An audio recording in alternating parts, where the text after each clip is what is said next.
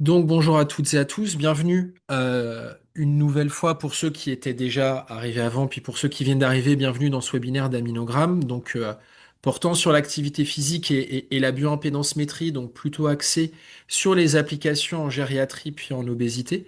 Donc pour ce webinaire, nous avons l'honneur d'accueillir Frédéric Chorin, donc qui est docteur en STAPS et responsable de la plateforme de fragilité du CHU de Nice, qui va plutôt nous parler de l'utilisation et de l'intérêt de la bioimpédancemétrie dans le cadre de la gériatrie et notamment pour le diagnostic et le suivi de la sarcopénie. Puis nous aurons une présentation ensuite du docteur Marc Bonnefoy qui est médecin généraliste nutrition, et spécialisé en nutrition et en médecine du sport, qui va plutôt nous parler cette fois des applications dans l'obésité et notamment sur du suivi de chirurgie bariatrique et aussi dans le cadre des analogues du GLP-1. Donc on aura des présentations qui vont durer 20 à 25 minutes à peu près. Euh, pour ceux qui viennent d'arriver, je vous invite aussi à bien vérifier que votre micro est éteint pour éviter les bruits parasites lors du webinaire. Et n'hésitez pas aussi à poser des questions dans le chat. On prendra un temps de 5-10 minutes pour y répondre à la fin du webinaire. Donc, Frédéric, je vais te laisser partager, comme ça on va pouvoir commencer. Merci Étienne. C'est bon pour tout le monde, ça va? Mon écran, c'est OK? Alors bonjour à tous. Oui, je m'appelle Frédéric Chorin, donc je suis docteur en STAPS et je suis responsable de la plateforme fragilité du CHI de Nice. Qu'est-ce que c'est que cette plateforme? En fait, c'est un service où on a la chance d'avoir l'ensemble des équipements que vous pouvez voir sur cette diapositive pour analyser la condition physique des personnes âgées, donc que ce soit l'analyse de la marge, de la puissance musculaire et ou de la composition corporelle. Donc, j'utilise ces équipements dans un but clinique, évidemment, également pour faire de la recherche et enfin de l'innovation. J'en parlerai un peu plus tard. Si vous êtes un petit peu attentif, en fait, j'ai deux équipements qui me permettent de mesurer la composition corporelle. Donc, j'ai un ostéodensitomètre et un bioimpédancemètre. Et je me justifierai de pourquoi j'ai deux équipements au sein de mon service.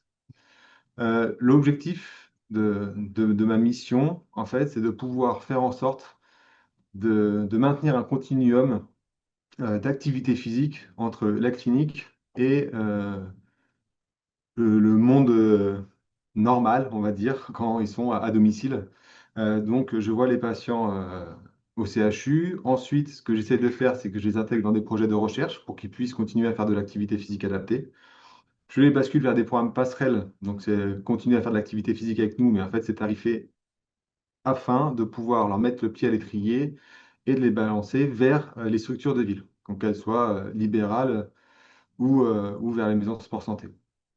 J'ai mis les outils pour mesurer la composition corporelle, plus ou moins gros, en fait, en fonction des étapes à laquelle les gens viennent dans notre processus. Et en fait, si vous regardez bien, pour l'activité clinique, j'utilise majoritairement l'ostéodensitomètre, mais j'utilise quand même aussi le bioimpédancemètre pour les patients qui sont alités et qu'on ne peut pas déplacer et qu'on ne peut pas mettre sur l'ostéodensitomètre.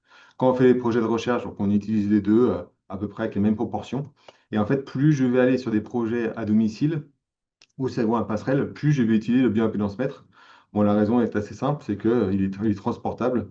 Donc, du coup, c'est très, très, très pratique. Vous le savez tous, on a nos capacités qui augmentent jusqu'à 30-35 ans.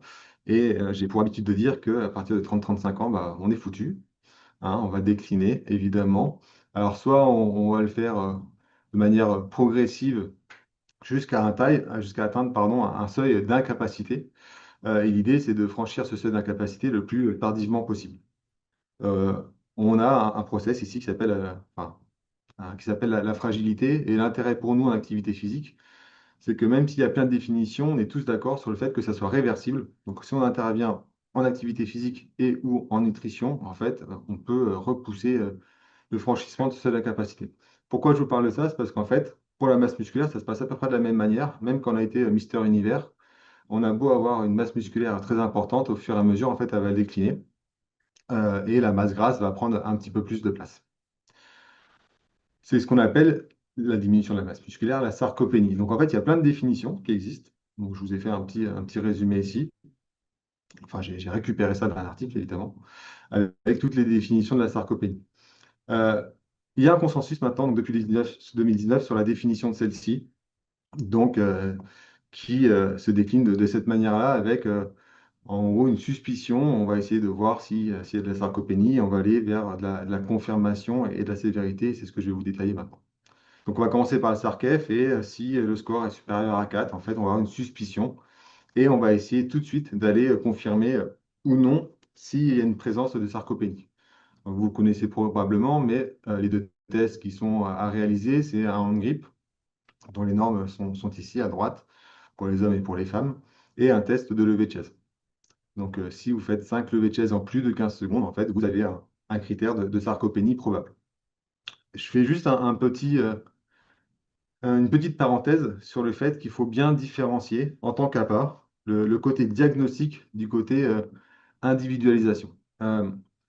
Moi, en tant qu'APA, mon équipe, en tant qu'APA, quand on a ces critères-là de hand grip et qu'on me dit, bah, en fait, oui, il a un déficit de force de préhension. Donc oui, c'est validé, c'est un super outil diagnostique, il n'y a aucun problème là-dessus, sauf que moi, personnellement, pour individualiser et savoir quelle charge je vais devoir mettre pour pouvoir faire du renforcement musculaire à ma personne âgée, bah, ça ne me sert à rien. Donc en fait, j'ai besoin d'aller plus loin et de pouvoir faire en sorte de pouvoir avoir une répétition maximale pour pouvoir après adapter. Je détaillerai un peu plus tard ce côté individualisation. Mais c'est bien, c'est important de pouvoir bien différencier ce côté diagnostic du côté individualisation et j'ai besoin de faire d'autres tests pour pouvoir faire en sorte d'adapter les charges à mes patients. C'est un peu la même chose pour le test de levée de chaise. Encore une fois, c'est un super test diagnostic, hein. Moi, je l'utilise tous les jours, il n'y a aucun problème avec ça. Mais en fait, on peut aller plus loin pour individualiser. Il y a quelques études qui montrent que rien qu'en filmant un lever de chaise, on serait capable de pouvoir faire une évaluation de la puissance musculaire et de faire des profils force-vitesse ou puissance-vitesse afin de pouvoir adapter très précisément en fonction du déficit de la personne les programmes qu'il faut faire. Enfin, et donc c'est tout l'intérêt de ce séminaire, c'est de pouvoir en fait confirmer cette sarcopénie. Donc en fait, soit par de la BIA, soit par le DEXA. Donc du coup, nous on a un Stratos. Mais à partir de là, du coup, vous avez les normes ici qui vont confirmer ou non du coup la sarcopénie. Et enfin, les critères de sévérité, donc le fameux SPPB ou le Time Up and Go Test, et enfin un test de marche qui vont pouvoir de confirmer. Donc voilà le process pour faire en sorte de confirmer cette sarcopénie. Je reviens là-dessus, mais dans ces évaluations, il faut bien faire comprendre qu'on ne va pas évaluer donc que la masse musculaire en tant qu'APA, hein, quand on fait une prise en charge. C'est évidemment un critère hyper important, mais il ne faut pas oublier donc, du coup, les cinq classiques, hein, équilibre, coordination, souplesse, endurance cardiovasculaire et force. Et enfin, quelque chose qui est un peu négligé de temps en temps, c'est le niveau d'activité physique. Donc moi, généralement, j'en prends 7 pour pouvoir avoir une cartographie de la personne suffisamment précise pour pouvoir faire en sorte de pouvoir faire une prise en charge adaptée et personnalisée à la personne. Donc, ce qui est aussi très très important, c'est de savoir pourquoi on fait ces tests. On a un peu trop souvent tendance à faire des tests pour faire des tests et faire une comparaison avant-après. Donc, c'est très bien, ça permet de mesurer le bénéfice ou pas de la prise en charge qui a été faite. Le diagnostic, donc je viens d'en parler, hein, encore une fois, c'est très bien de pouvoir diagnostiquer que la personne est sarcopénique ou non, chuteuse ou non, fragile ou non. Mais c'est encore plus important de pouvoir avoir des tests qui nous permettent d'individualiser très très précisément la prise en charge qui va devoir avoir lieu derrière. C'est pas parce qu'on est sarcopénique qu'on va devoir faire forcément de la marche ou de la force. Et même si c'est le cas, en fait, ils vont pas avoir besoin des mêmes types de renforcement musculaire. Je reviens sur le côté qualité ou quantité musculaire. Et du coup, ça va confirmer aussi le lien entre la puissance et la force et la composition corporelle. On a fait une publication il y a maintenant un an sur la qualité musculaire. Et en fait, on s'est rendu compte, en prenant les paramètres classiques de la sarcopénie et en plus en rajoutant la puissance, la force et tous les autres paramètres, que le meilleur prédicteur de la chute serait la qualité musculaire. Donc dans notre population en tout cas. Ce qui est important là-dessus, c'est qu'en fait, finalement, évaluer la puissance, donc tout ce qui est capacité fonctionnelle, en fait, ça suffirait pas. À l'inverse d'évaluer la condition physique, en fait, et la composition corporelle, ça ne suffirait pas. Et finalement, mélanger les deux, donc ce qu'on appelle nous la qualité musculaire, donc c'est la force via un ergométrie isocinétique versus la composition corporelle, donc du coup avec la masse maigre et du coup la masse grasse, on s'est rendu compte que cette qualité musculaire était le meilleur prédicteur pour la chute. C'est pour ça en fait que je vais vous parler un petit peu de puissance maintenant. Et depuis maintenant quelques temps, on a un nouveau terme qui s'appelle la power PENIA. Il semblerait qu'avec les personnes âgées, en tout cas, ce principe de puissance en fait diminuerait plus tôt et plus vite que la diminution de la masse musculaire et de la force. Donc nous, en tant qu'APA, c'est intéressant de pouvoir évaluer cette puissance, mais comme je viens de le dire, en fait, si on veut être encore plus prédictif, c'est intéressant de pouvoir coupler cette puissance à la masse musculaire, d'où l'intérêt de la bioimpédance-métrie. Dans les recommandations et dans les guidelines de la sarcopénie, en fait, il y a quelque chose qui marche très bien. Bon, il n'y a pas de surprise, hein, c'est l'activité physique avec une forte preuve scientifique sur son intérêt. Euh, J'aime beaucoup cette image à gauche par McLeod en 2016. En 2016, c'est que oui, comme je l'ai dit au début, en fait, notre masse musculaire diminue. Sauf qu'en fait, maintenant, il a été montré qu'on pouvait quand même faire en sorte de la limiter, voire la maintenir. Et si vous regardez bien sur cette sur cette coupe, pardon, si vous regardez bien, en fait, il y a deux choses qui apparaissent. Un, c'est le nombre de pas de la personne. Donc celle à gauche est à 3000 pas et celle à droite est à 12 000 pas. Alors attention à ne pas confondre activité physique et sédentarité, hein. Là, ça témoigne juste d'une personne qui est moins sédentaire que l'autre, puisque du coup, elle est plus souvent debout en train de marcher. Et le deuxième critère, et là qui est hyper important, c'est ce qu'il y a ici, c'est le niveau d'activité physique qui est supérieur à 3 mètres, ce qui veut dire que cette personne fait au moins de l'intensité modérée, et que ici à gauche, elle fait 22 minutes, et à droite, elle fait 130 minutes. Donc cette personne, en fait, a réussi à maintenir un niveau de masse musculaire suffisant parce que, un, elle n'est pas sédentaire, ou du coup beaucoup moins que celle de gauche. Et enfin, elle a un niveau d'activité physique modéré, donc faire les recommandations, beaucoup plus important. Donc, c'est possible de maintenir, en tout cas de minimiser la perte musculaire. Et c'est très très important, un, de pouvoir le diagnostiquer et deux, de pouvoir agir dessus. Donc, je vais vous donner maintenant quelques exemples d'utilisation qu'on a, nous, au CHU, sur la bioimpédance métrique. Donc, la première chose, c'est évidemment le diagnostic. Donc, je viens d'en parler ici pendant quelques minutes, donc je vais pas insister. Mais voilà, c'est une diminution de la masse musculaire avec une augmentation de la masse grasse. La deuxième chose, c'est de pouvoir faire des comparaisons entre avant et après pour vérifier en fait l'intérêt d'un protocole. Là, j'ai pris un exemple qu'on a en ce moment, c'est qu'on on accueille des patients post-AVC qui ne peuvent pas se mouvoir pour l'instant, donc en fait, ils restent alités. Et l'idée qu'on a, c'est de pouvoir, via un outil, donc bon, ça s'appelle le Vibramove, hein, pouvoir les stimuler tout en restant assis. Et un de nos critères, c'est de pouvoir mesurer la densité osseuse et la masse musculaire. Ces patients étant difficiles à transporter, bah, au lieu d'utiliser l'ostéodensitomètre, en fait, on a décidé d'utiliser le bioimpédancemètre pour pouvoir mesurer l'efficacité ou non de ce protocole. Donc finalement, et le docteur Bonnepoint en parlera mieux que moi tout à l'heure, et il détaillera tous les paramètres qu'il y a ici, mais on fait une mesure du coup avec le bioimpédancemètre, et on va avoir des informations sur la masse musculaire, sur la masse grasse, sur le contenu minéral osseux, sur l'hydratation et sur l'équilibre hydrique, entre autres. Et en fait, ça, on fait une comparaison avant-après sur le protocole de SteamProf qui y a ici. Donc ça, on peut l'imaginer avec une intervention en activité physique. Enfin, on peut décliner le protocole de différentes manières. Enfin, le dernier que, que je préconise vraiment, c'est de pouvoir aller sur le côté individualisation. Euh, la première chose qu'on fait quand on a un patient, bah oui, on le pèse et on le mesure, et du coup, on obtient l'IMC, donc il n'y a pas forcément de surprise. Mais à part de l'IMC, bah, ok, donc là, il est dans la norme, hein, c'est une personne de 65 ans, il est en dessous de 25, il n'y a pas de souci. Néanmoins, ça ne me permet pas, moi, d'individuer ma prise en charge.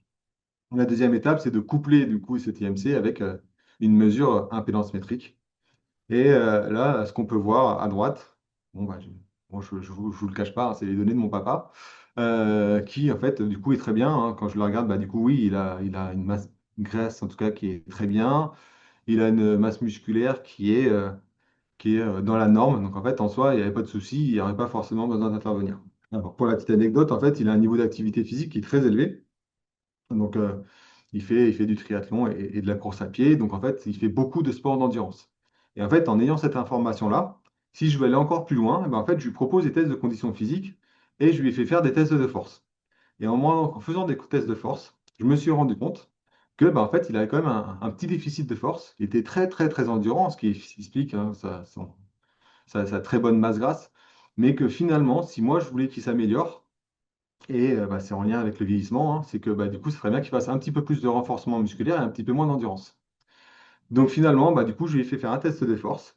Et derrière, j'ai fait en sorte de pouvoir adapter mes protocoles de renforcement musculaire en fonction de ses déficits. Et donc, j'ai utilisé une méthode qui est très connue en activité physique, hein, qui est la méthode de Tartovsky. Donc, du coup, s'il a un déficit de force max, bah, je vais plutôt faire ce protocole-là. S'il a un déficit d'endurance, je vais plutôt faire ce protocole-là. Mais typiquement, voilà, il avait besoin de prendre un peu de masse musculaire. Donc, en lien avec la nutrition, évidemment, c'est toujours plus efficace. Du coup, je lui ai préconisé de faire un petit peu plus de renforcement musculaire et de faire un petit peu moins de sport d'endurance s'il voulait en tout cas améliorer ici sa masse musculaire. Donc voilà, donc j'ai été assez vite volontairement parce que c'est plus intéressant qu'on ait des questions. Donc je vous remercie beaucoup pour votre attention et je reste à disposition après pour toute question. Merci. Merci Frédéric. Du coup, c'était très intéressant. Du coup, on va passer sur la présentation du docteur Bonnefoy, puis on gardera les questions pour après. Moi déjà, je sais que j'en ai quelques-unes, mais voilà, comme ça, on va pouvoir effectivement discuter tranquillement après. Du coup, docteur Bonnefoy, je vous laisse partager votre écran. Alors, c'est bon, on le voit. Il faut juste que vous rallumiez votre micro pour qu'on vous entende, et c'est bon. C'est bon là? C'est bon. Donc moi je m'appelle Marc Bonnefoy, donc je suis médecin généraliste et je fais de la nutrition et un peu de médecine du sport à la clinique Occitanie, où on prend en charge depuis de nombreuses années des patients en situation d'obésité, avec de l'hospitalisation de jour et également des programmes d'éducation thérapeutique. On a plusieurs programmes, on a des programmes qui sont en lien avec la chirurgie bariatrique, en préparation, en post-opératoire, et on peut suivre les gens jusqu'à 5 ans post-opératoire. Et depuis 4 5 ans également, on a des programmes de suivi tout simplement médical qui sont venus effectivement depuis 3 ans maintenant se rajouter les analogues du GLP-1 que l'on propose chez les gens qui ne peuvent pas être opérés ou pour qui l'indication n'est pas forcément posée. Donc, quand je suis arrivé à la clinique il y a 6 ans, ils travaillaient tous sans impédance mètre. C'était surtout des chirurgiens qui s'occupaient d'ailleurs des patients. Et depuis qu'on a monté ces programmes et ce suivi, on s'est équipé avec un BIA et on suit les patients au plus près et ça nous a apporté énormément dans le suivi. Donc, nous faisons la mesure de la composition corporelle, donc sur la chirurgie bariatrique et également chez les patients chez qui nous prescrivons des analogues du GLP-1 parce qu'ils vont perdre également beaucoup de poids. Alors, l'évaluation précise la... Ah, attendez, j'ai un bug, hein. Donc, pour nous, l'évaluation de la composition corporelle est absolument indispensable pour refléter la répartition entre masse grasse, masse maigre et hydratation. Donc, pour nous, c'est un outil vraiment incontournable pour optimiser le suivi clinique et adapter les interventions nutritionnelles et physiques de manière personnalisée.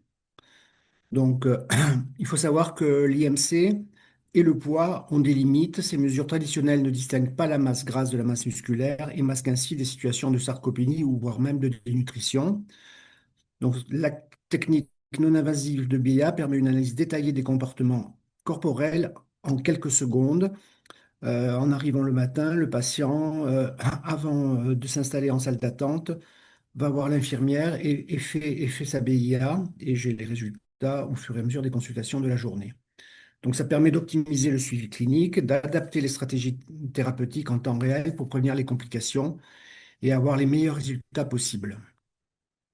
Donc l'impédance-métrie bioélectrique, donc on mesure la masse grasse et la masse maigre. Donc Je ne vais pas vous donner le rappel de comment ça fonctionne, l'eau totale corporelle, l'angle de phase que l'on regarde, qui est un reflet très important de l'intégrité des membranes cellulaires et donc de la vitalité cellulaire.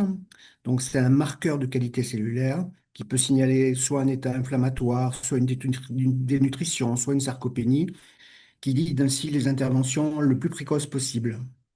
Donc les mesures peuvent être affectées par l'hydratation, hein, ça c'est les limites que l'on a avec la variabilité hydrique qui modifie les paramètres ensuite et qui permet parfois de ne pas avoir une reproductibilité parfaite. Donc on essaye le plus possible d'avoir les patients dans des conditions de mesure au moins à jeun le matin et si possible vessie vide. Donc en préopératoire, c'est un bilan essentiel avant l'intervention, hein. Donc, ça nous permet de dépister la sarcopénie, puisqu'il y a jusqu'à 30% des patients candidats à la chirurgie bariatrique qui présentent une sarcopénie méconnue, donc des patients plutôt âgés et plutôt avec des IMC très élevés. Cette détection précoce permet d'initier une prise en charge adaptée avant l'intervention. Ça nous permet d'adapter la nutrition et l'activité physique en fonction des résultats, avec un programme personnalisé de renforcement nutritionnel, avec un apport protéique augmenté et ciblé qui peut aller de 1,2 à 1,5 g par kilo, et des exercices de résistance qui sont mis en place pendant 4 à 12 semaines avant la chirurgie. Nous avons une équipe de kinés et d'APA à la clinique avec un centre de rééducation et de médecine du sport excessivement bien équipé qui prend en charge nos patients. Pour prévenir les complications post-opératoires, ben, la composition corporelle est associée à une récupération plus rapide, une réduction des infections de la paroi, une amélioration de la cicatrisation. Donc ça optimise le geste chirurgical et diminue le risque de complications. En post-opératoire, donc là, évidemment, le suivi est critique. Donc la masse maigre va forcément baisser. Plus la masse grasse va baisser, plus la maigre va baisser. Il y a vraiment un parallèle entre les deux. Et la rapidité et la cinétique également est importante à surveiller. Donc, ça nous permet d'ajuster les interventions en temps réel avec la BIA. Donc, la masse grasse, ben, sans intervention à elle seule, les patients perdent entre 60 et 80% de leur excès de poids entre les 12 et 18e mois qui suivent l'intervention. Bon, c'est évidemment, heureusement, principalement aux dépens du tissu adipeux, mais également aux dépens de la masse maigre, qui malheureusement, souvent, on a des pertes de poids qui sont supérieures, voire largement supérieures à 25% du poids total perdu, qui nécessite une intensification du support protéique et de l'activité physique. Ça nous permet de contrôler la bonne hydratation des patients et donc de prévenir les signes de dénutrition avec une baisse de l'angle de phase et une perte excessive de masse grasse. Donc là, on ajuste la nutrition, bien sûr, avec en général une augmentation des apports protéiques. Sous GLP-1, eh ben, la vigilance est également la même, hein, puisque là, ça fait 3 ans, nous avions eu une dispensation d'ATU avec le semaglutide à la clinique il y a plus de 3 ans. Donc, nous avons inclus pas mal de patients et donc on a pas mal de recul également pour voir ce qui se passe avec les GLP-1. Donc, on a des pertes de poids qui sont parfois considérables. Donc, avec une vigilance qui doit être également accrue, quelle que soit la molécule utilisée. Donc, perte de poids rapide, risque pour la masse grasse, comme pour la chirurgie bariatrique. Donc, des études récentes montrent qu'entre 25 et 40% de la perte de poids sous GLP-1 peut provenir de la perte de masse maigre si aucun traitement préventif n'est mis en place et si aucune intervention est mise en place. Donc, un suivi rapproché, on essaye de voir les patients pratiquement à chaque changement de dose, hein, toutes les 4 à 6 semaines, pour détecter une fonte musculaire excessive et d'ajuster le protocole thérapeutique avant que des conséquences ne deviennent plus irréversibles. Donc l'ajustement protéique est également indispensable avec le renforcement musculaire. Donc programme de renforcement musculaire qui va être progressif, hein. En général, on commence par 2 séances par semaine, de 30 à 45 minutes, et ensuite on passe à 3 séances par semaine minimum. Donc cette combinaison permet de réduire la moitié de la perte de masse maigre. Je vous montrerai 2 cas cliniques. Donc, la préservation sous GLP-1 de la masse musculaire nécessite une approche proactive qui combine nutrition optimisée et activité physique structurée dès le début du traitement. Donc, on évolue la composition corporelle en suivi longitudinal après la chirurgie bariatrique. Lors de la phase initiale, perte de poids en général très rapide, évidemment composée de la masse grasse, mais avec, comme je vous l'ai déjà dit, une fonte de masse musculaire si l'apport protéique est insuffisant. En général, il y a une phase de consolidation et de stabilisation qui peut arriver à partir du 12e mois. Et entre le 3e et 12e mois, il y a une perte de poids qui est moins rapide, mais avec quand même une perte de masse grasse qui se poursuit. Et également une perte de masse maigre qui va être à surveiller également grâce à l'adaptation nutritionnelle et une reprise d'activité physique, en particulier ciblée plus sur la résistance, renforcement musculaire que sur l'endurance. La phase de maintenance, donc à partir du 12e mois. Donc là, l'objectif, c'est la préservation musculaire, voire même une certaine récupération pour ceux qui en ont beaucoup perdu, et essayer de maintenir la composition corporelle la plus optimale possible sur le long terme pour éviter les rechutes. Donc l'angle de phase pour nous est un marqueur pronostic, hein, donc une évolution et signification clinique. Donc lorsqu'il est bas, inférieur à 5 degrés, risque accru de complications, de dénutrition, d'inflammation chronique avant la chirurgie. Lorsqu'il est normal, donc ça permet d'avoir un bon pronostic avec une intégrité cellulaire préservée. Et s'il est élevé, ben, ça veut dire qu'il y a une excellente vitalité tissulaire, une masse musculaire de qualité. Donc l'amélioration progressive de l'angle de phase témoigne de l'efficacité de la prise en charge nutritionnelle et de l'exercice physique. Une stagnation, voire une diminution de ces indicateurs doit alerter l'équipe et conduire à un ajustement thérapeutique immédiat. Donc l'angle de phase, pour nous, c'est un biomarqueur sensible et précoce des modifications de la composition corporelle et qui est particulièrement utile dans le contexte des pertes de poids rapides. Donc là, je vous propose un cas clinique. Ben, c'est tout frais, hein, c'est des patients que nous suivons là depuis 3 ans. Celui-là, donc, je l'ai vu hier en fait.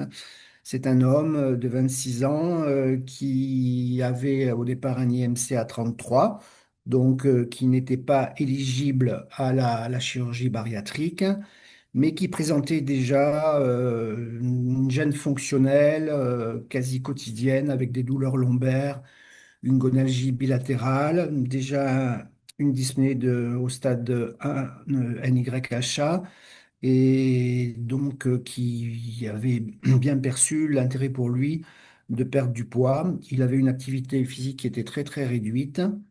Donc nous lui avons proposé une mise sous agonisme du GLP-1 en novembre 2024 avec les doses progressives, donc avec une montée de dose tous les mois pour arriver à la dose maximale au bout du 5e mois. Et comme vous le verrez sur le graphique, il a eu une perte pondérale après un an de 22 kilos, avec une perte de masse grasse de 19 kilos et une perte de masse maigre de 2 kilos, simplement, donc moins de 10%, ce qui est un excellent résultat, qui est un résultat même assez rarissime. Pourquoi? Ben parce que ce patient s'est mis dès le début à l'activité physique de renforcement musculaire en résistance. Il est allé en salle, il a pris un coach qui l'a suivi pendant les 3 premiers mois, donc il a commencé à 3 séances par semaine. Et puis depuis le 3e mois, il est à 5 séances par semaine. Donc un excellent résultat avec une préservation satisfaisante de sa masse maigre grâce au renforcement musculaire.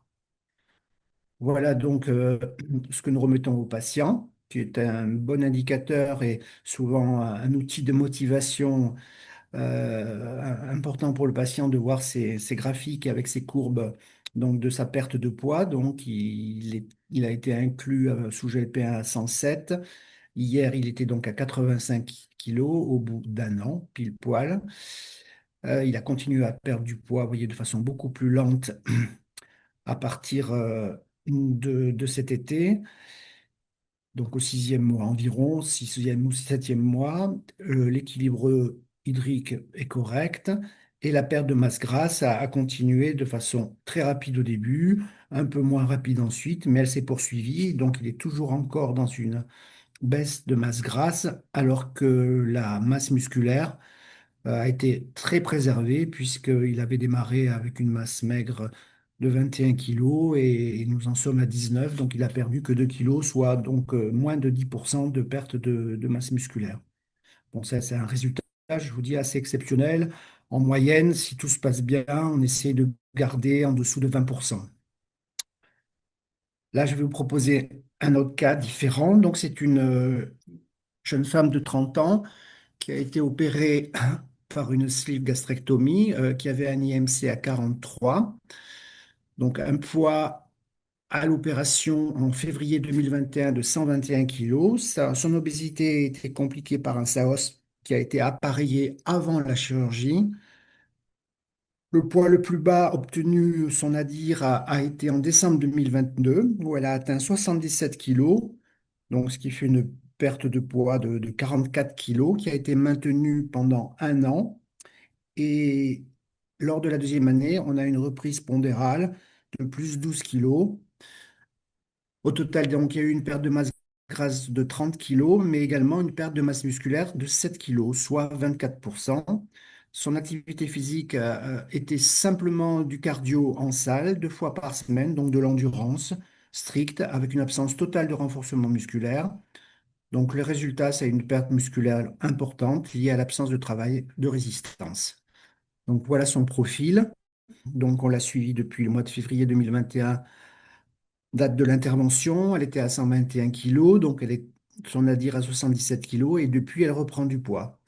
Donc, nous avons initié en avril, en fin d'année de 2023, la mise sous analogue du GLP-1 pour essayer de stopper la reprise pondérale. Et effectivement, c'est ce que nous avons réussi à atteindre, mais nous n'avons pas réussi à reperdre du poids puisqu'elle se maintient là depuis, alors qu'elle est sous analogue GLP-1, entre 88 et 89 kilos, avec une masse grasse constante maintenant entre 35 et 37 kilos.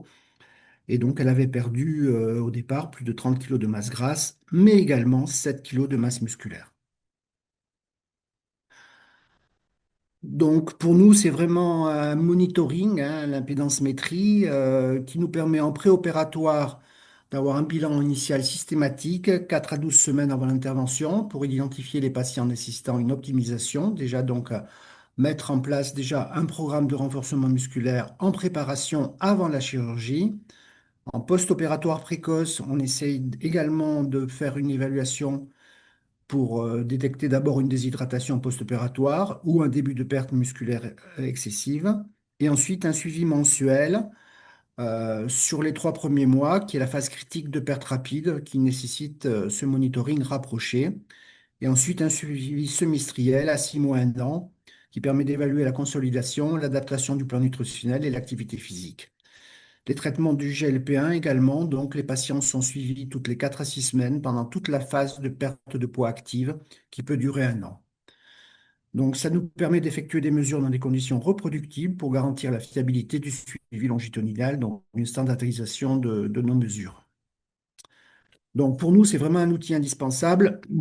Et je fais pas mal de formations là actuellement, puisque les médecins généralistes de premier recours auront la capacité de prescrire des analogues du GLP-1 pour que dans les maisons de santé, via les CPTS, ils s'équipent le plus possible d'un bioimpédance mètre afin de surveiller les patients, aussi bien au niveau nutritionnel grâce aux diététiciennes, mais également par cet outil qui permet d'analyser cette composition corporelle pour les patients qui sont sous traitement GLP-1.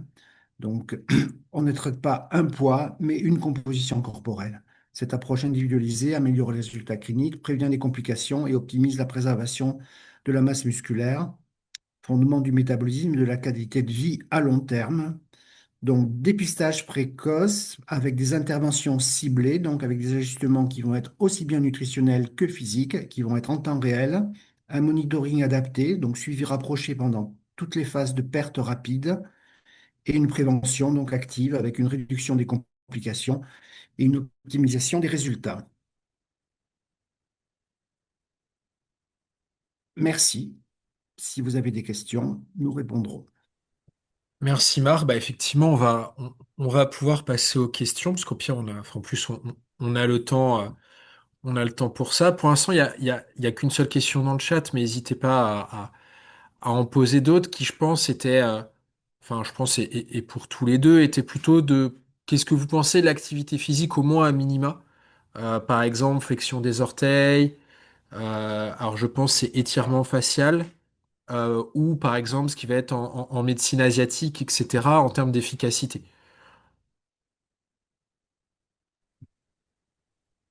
Je commence. Oui, Euh, si tu veux. Non, bah après, ça va dépendre dans quel but. Si c'est dans une but de perte de poids, encore une fois, ça va être une question de dépense énergétique. Et juste faire une flexion des orteils en termes de dépense énergétique, on n'est quand même pas sur la plus grande des dépenses énergétiques possibles. Et après, donc le docteur Bonnefoy en parlait très très bien, c'est qu'en fait, il y a une vraie importance sur le renforcement musculaire.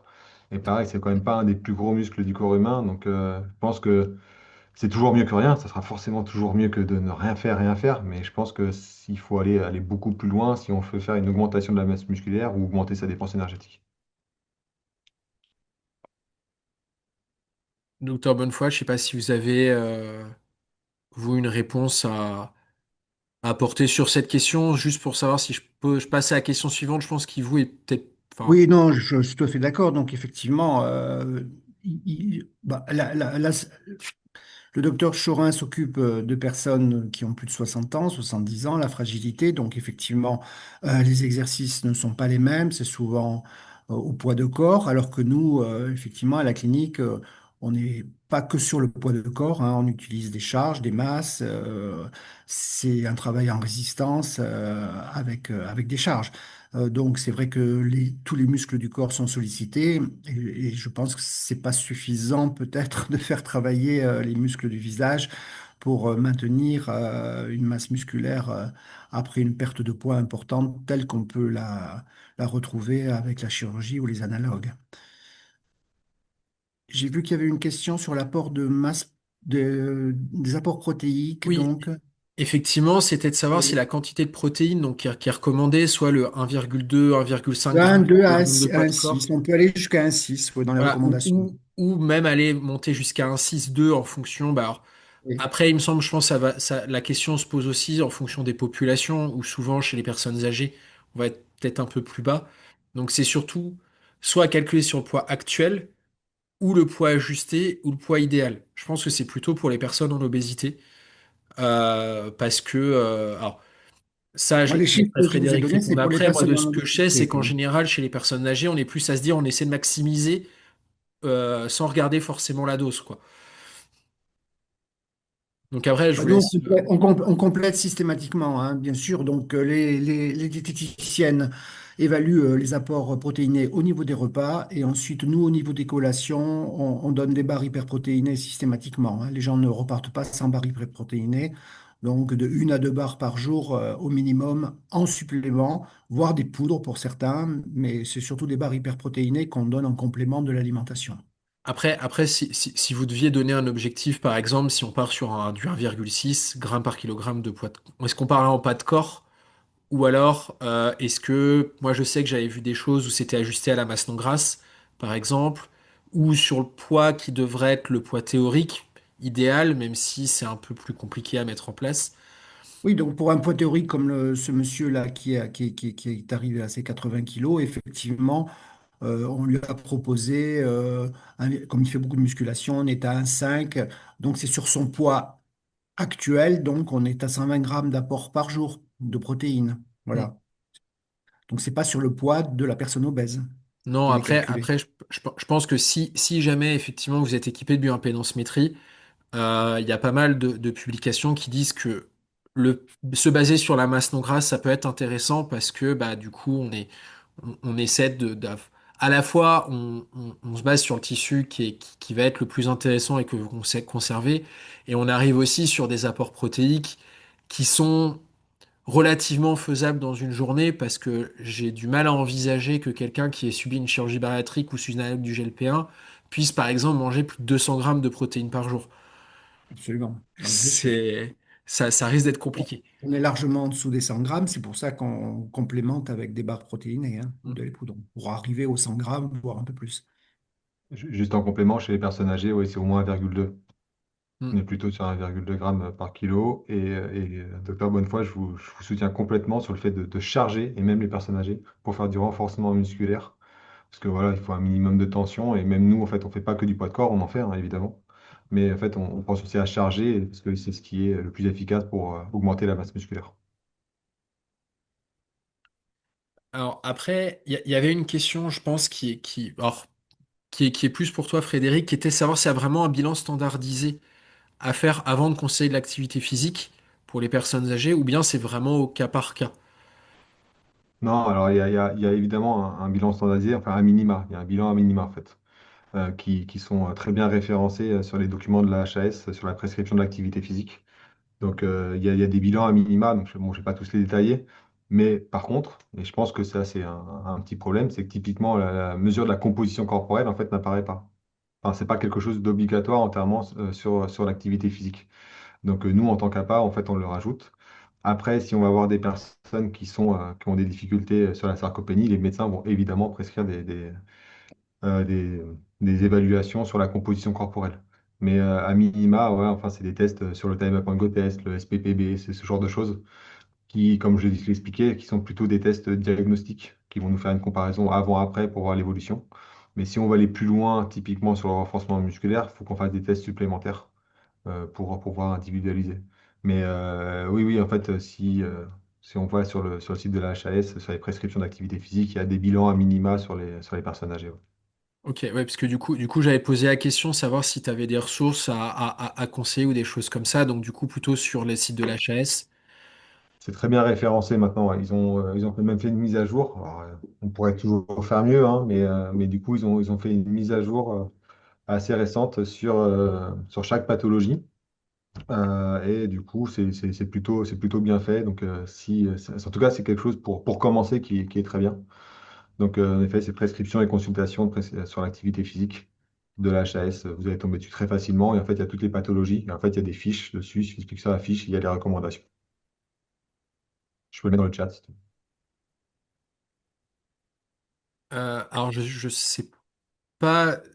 Alors là, après, Il y a une question sur les apports vitaminiques également par rapport aux protéines. Donc effectivement, nous on supplémente systématiquement, je ne l'ai pas mis sur le diaporama, mais on supplémente systématiquement les patients en chirurgie bariatrique, bypass, c'est connu depuis longtemps, c'est toute la vie. La sleeve, pendant des années, on ne supplémentait pas et en fait, on s'est rendu compte qu'il y avait rapidement des carences. Donc, on supplémente la première année, on continue à surveiller la deuxième année. Donc, il n'est pas rare qu'on prolonge la supplémentation la deuxième année.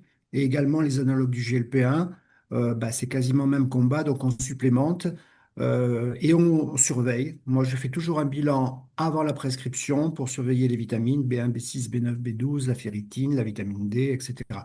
Et donc, si effectivement déjà elles sont limites avant d'attaquer un GLP-1, on supplémente avant, on suit systématiquement les patients pendant 3 mois avant la prescription du GLP-1.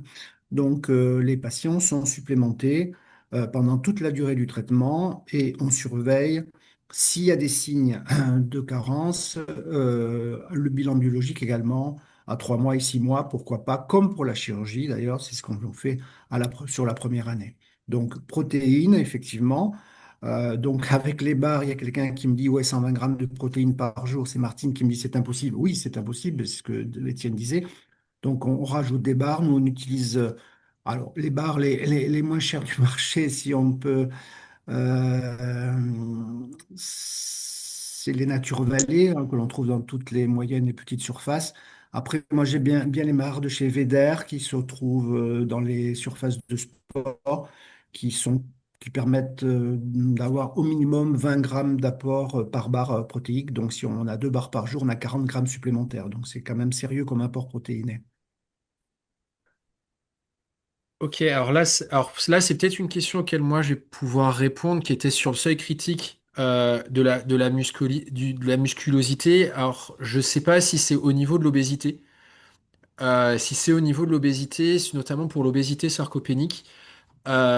Aujourd'hui, en fait, donc l'ESPEN, donc l'ESPEN et le ASO, donc les Sociétés européennes de nutrition clinique et d'obésité respectivement, ont déjà édité des recommandations euh, que je vais mettre dans le chat aussi, qui sont en fait plutôt d'utiliser le rapport de la masse musculaire sur le poids.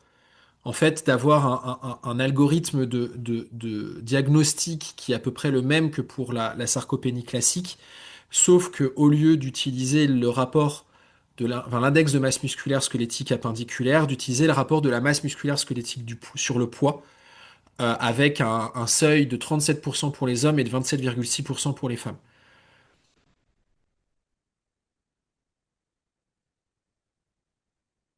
Donc voilà. Après, il y avait une question aussi.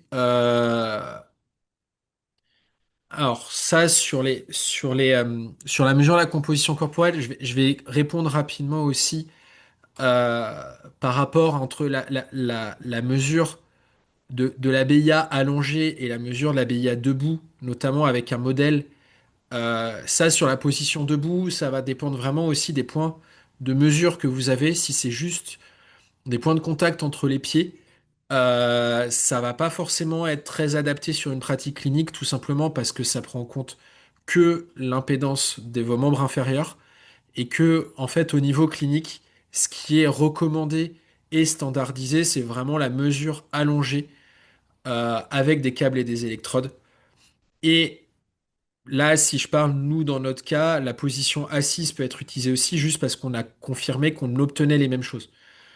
Mais vraiment, ce qui est standardisé d'un point de vue médical, c'est vraiment cette mesure-là, etc.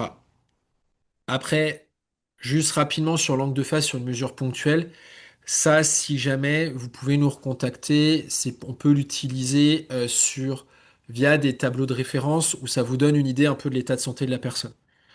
Donc si je reprends ce qui avait été donné par le docteur Bonnefoy, une valeur qui va être plutôt basse indique en dessous de 5 degrés indique un état de santé qui est plutôt dégradé. Entre 5 et 6,5, voire 7 degrés, on est plutôt sur des gens qui peuvent être soit en bonne santé, mais qui peuvent présenter des dysfonctions physiologiques silencieuses qui à terme peuvent devenir pathologiques si on est plutôt proche du 5.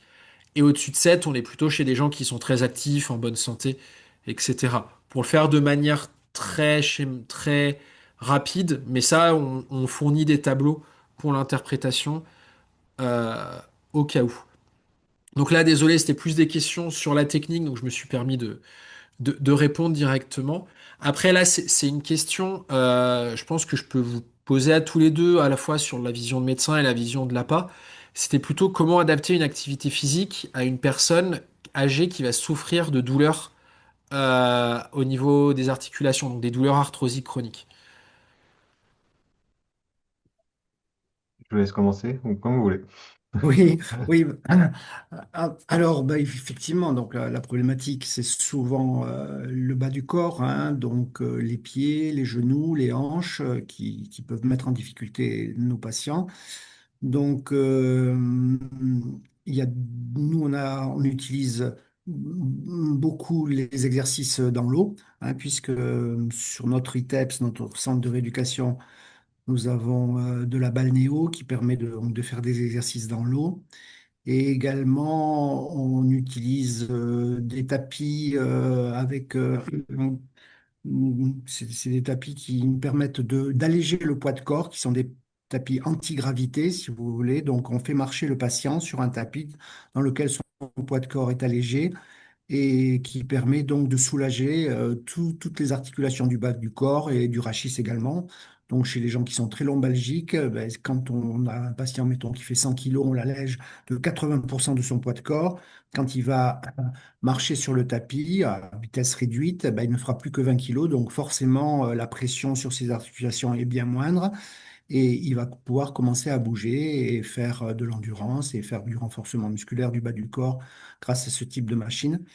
Donc, elles sont maintenant relativement. Nous, on a été les premiers à la clinique du Château de Verne à acheter cette machine qui avait été développée par la NASA d'ailleurs au départ. Et puis maintenant, dans tous les centres de rééducation de sportifs de haut niveau ou autres, on a ce type d'équipement. Je ne sais pas si vous l'avez à Nice également. Non, non, on l'a pas, mais je suis complètement d'accord de commencer par des activités physiques portées, donc, soit en eau, et du coup, ce tapis-là, non, non, on l'a pas malheureusement. Après, faut pas oublier que faut absolument commencer par ça, parce que du coup, ça permet en effet de soulager les douleurs et de pouvoir faire de l'activité physique. Mais du coup, quand même, enfin vite, de revenir dès que c'est possible sur des activités qui vont permettre de stimuler le muscle de manière un petit peu plus importante pour augmenter la masse musculaire. Parce qu'en fait, c'est ça qui va protéger l'articulation. Et en fait, on va pas enlever les douleurs. C'est-à-dire que moi, chez les personnes que j'ai, elles ont toutes de l'arthrose, quasiment. Elles ont toutes mal. Et malheureusement, leur douleur, je ne vais pas leur enlever.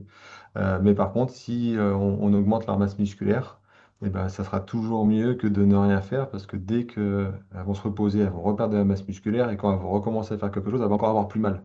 Donc, il faut leur faire comprendre que on va pas forcément enlever toute leur douleur. Mais voilà, le process, c'est ça, on les fait commencer sur des choses avec des choses allégées, donc soit la balnéo, soit le vélo ou des activités portées.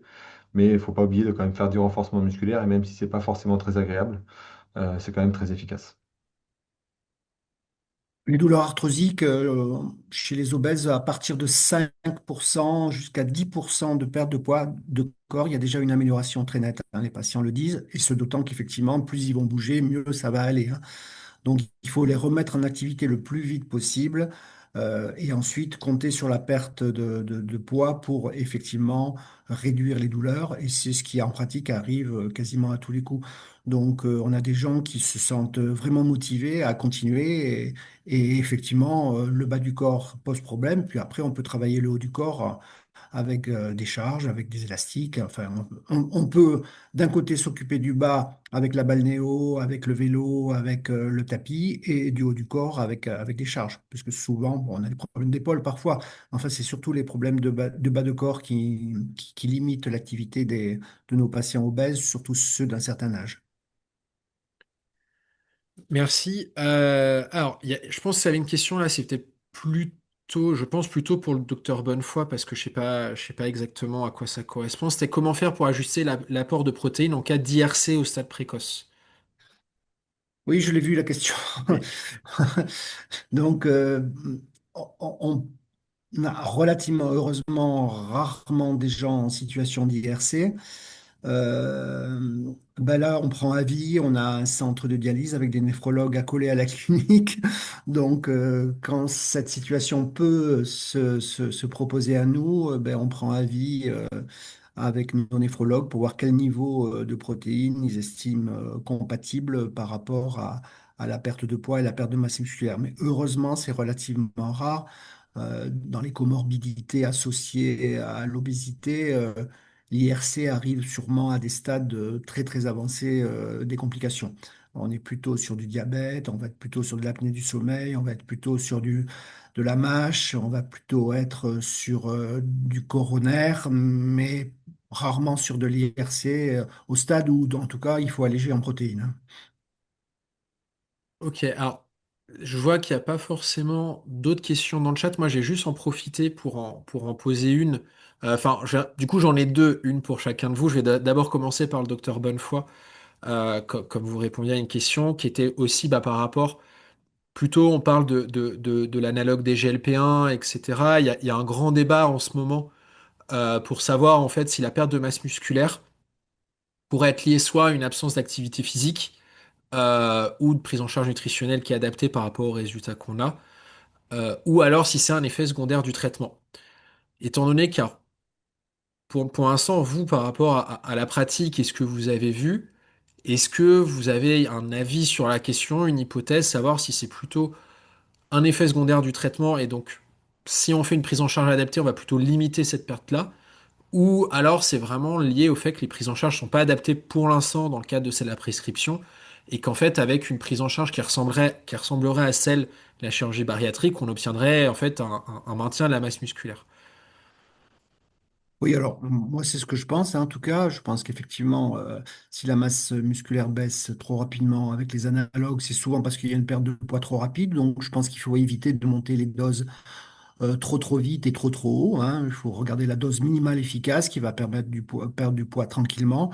Il vient d'y avoir des préconisations du CSO national, du CCC cette semaine. Je ne sais pas si vous avez eu l'occasion de les écouter ou de les lire. Donc, on estime qu'il ne faut pas perdre plus de 10% à 3 mois et pas plus de 20% à 6 mois de masse musculaire avec les analogues du GLP-1. Donc, ça, c'est déjà une première chose. Donc, si ça est déjà respecté, je pense qu'on va limiter la casse en termes de perte de masse musculaire. Ensuite, si on regarde le détail des différentes études du sémaglutide et du tirzépatide, ils ont tous regardé effectivement s'il y avait une possibilité que ce soit un effet molécule sur la perte de masse musculaire et il semble que non. Donc on peut être un petit peu rassuré par ça. Donc je pense qu'effectivement, c'est un problème de prise en charge et qu'elle devrait être vraiment copiée-collée sur la chirurgie bariatrique, c'est tout. Et si on arrive à ça, ben, on va limiter vraiment des pertes de masse musculaire, et ce qui n'empêchera pas forcément les patients de reprendre du poids après, puisque l'effet des analogues est quand même très différent de l'effet d'une chirurgie bariatrique, hein, puisqu'il est plus au niveau central sur les envies, l'addiction, etc. Et c'est vrai que quand on arrête les analogues, ben, tous ces cravings d'hyperphagie boulimique réapparaissent. Donc les gens, malheureusement, reprennent du poids à l'arrêt des analogues, beaucoup plus vite qu'avec la chirurgie bariatrique. Hmm. Et c'est pas dû nécessairement qu'à une perte de masse musculaire. Ok, merci. Alors moi du coup, c'est pour vu que je vois que l'heure défile et c'est après je me dis que ça peut être important. C'était plutôt une question pour toi, Frédéric, qui était dans ta présentation, tu as parlé justement de la power penny et du fait que le déclin de la puissance musculaire, il est précoce par rapport, par exemple, à la force ou à la masse. Après, là, bon, nous, on est plutôt côté labo, donc on a les outils pour pouvoir potentiellement évaluer la puissance, on sait l'évaluer. Pour des gens qui seraient plutôt sur le terrain, au niveau médical, etc., est-ce que t'as un test qui pourrait être simple à mettre en place pour pouvoir évaluer rapidement, on va dire, la masse, la puissance musculaire, ou en tout cas que quand tu es médecin ou un autre professionnel, tu te dises, ah, il y a peut-être un déficit pour pouvoir après adresser vers des gens qui pourront faire des tests plus poussés. Ouais. Merci pour ta question. Sur les tests très très simples, en fait, il y a le test de levée de chaise. Et en fait, je pense que justement, on va pas assez loin. Il y a des formules qui existent. Et en fait, en fonction de la taille des membres, donc après, il faut faire un petit peu de mesure, mais en fait, en fonction de la taille des membres et de la vitesse de réalisation, il y a une formule qui permet de mesurer la puissance musculaire. Donc, je pourrais mettre l'article aussi, hein, je pourrais te le passer, mais c'est Alcaraz qui fait ça. Et du coup, ça commence de plus en plus à se développer. Donc, en fait, sur des tests sans avoir une machine isocinétique qui permet, oui, en effet, de mesurer la puissance musculaire de manière très précise, juste sur un simple lever de chaise, et nous, c'est ce qu'on fait ici, hein. On peut avoir, avec le temps et une mesure des membres inférieurs, la puissance musculaire, en tout cas une très bonne estimation. Et là, il commence à y avoir aussi des publications un petit peu plus importantes, juste en filmant la personne, et avec un smartphone, et il y a des applications qui te donnent une estimation de la puissance musculaire qui est pas mal. Et à venir, donc là, on a commencé une thèse là-dessus, juste avec, pareil, le téléphone et des accéléromètres. Donc en fait, on prendrait le téléphone, on le mettrait sur notre torse, et juste en se levant avec l'accéléromètre, on pourrait évaluer la puissance musculaire et une stratégie de levée de chaise. Donc ça, c'est des choses qui sont en cours. Donc oui, oui, c'est possible avec un simple test de levée de chaise. Et encore une fois, la formule, c'est la formule d'Alcaraz. Donc ça, je pourrais la transmettre. Ok, ouais, bah, je veux bien au cas où, comme ça on la transmettra aussi avec le replay si des gens veulent l'utiliser, ça peut être intéressant. Il y a une question très rapide à la fin, comme ça après je vous laisse. Est-ce que on peut considérer qu'une heure de marche par jour pour des personnes en obésité, ça peut être bénéfique si on arrive, s'il n'y a pas d'autres activités de renforcement qui sont possibles? Oui, bien sûr. De toute façon, c'est ce que j'explique aux patients quand ils sont sur la phase préchirurgicale. On leur explique que de toute façon, déjà de bouger un peu plus s'ils ne bougent pas, ça sera toujours mieux que de ne rien faire, puisqu'il y a toujours des obstacles, soit effectivement physiques, soit des obstacles purement organisationnels dans la famille qui fait que les gens n'ont pas le temps de bouger beaucoup. Donc, 1 heure de marche par jour. Les recommandations sont étaient de l'ordre de 10 000 pas par jour. On a un petit peu baissé la cible entre 6 et 8 000, mais sur une intensité un petit peu plus élevée.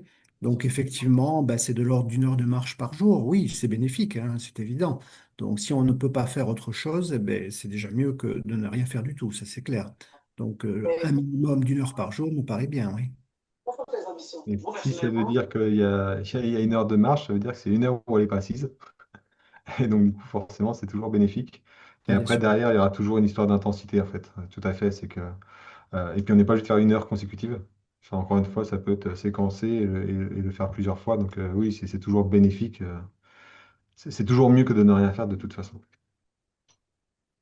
Parfait. Et ben, je pense que vu l'heure, on va pouvoir conclure sur cette réponse. Je vous remercie encore une fois pour avoir accepté de présenter ici, de faire ces présentations qui étaient très intéressantes et je pense qu'on a apporté aussi beaucoup de réponses aux gens qui ont assisté au webinaire.